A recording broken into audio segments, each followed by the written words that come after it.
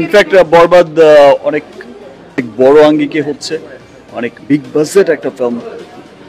First time আমি বোম্বেতে এত বড় আয়োজনে কাজ করছি।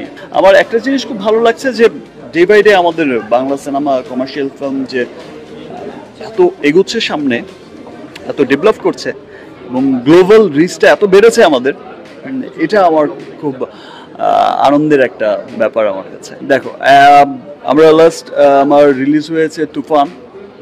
তুফানের আগে রিলিজ হয়েছিল যেমন ফার্স্ট আমি বলেছি যে প্রিয়তমা থেকে গ্লোবাল রিচটা আমাদের বেড়েছে। প্রিয়তমা গ্লোবালি যতটা রিচ করেছিল, তারপর এসে রাজকুমার, দেন তুফান এসে আরও বড় পরিসরে ওয়ার্ল্ড ওয়াইড রিলিজ হয়েছে এবং সাকসেসও পেয়েছে।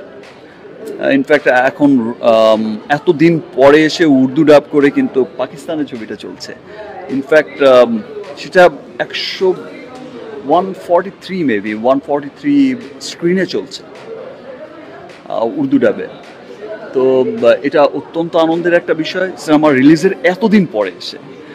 আর সে জায়গা থেকে দরদ এখন গ্লোবালি এতগুলো দেশে মুক্তি পাচ্ছে। কিছুটা আমরা একটু পিছিয়ে গেছিলাম, আমাদের পলিটিক্যাল সিচুয়েশন একটু খারাপ ছিল, দ্যাটস ওয়াই হয়তো বা, বাট আবার সব ঠিকঠাক হয়ে যাচ্ছে, সব ঠিকঠাক হয়ে যাবে ইনশাআল্লাহ খুব ভেরি সুন।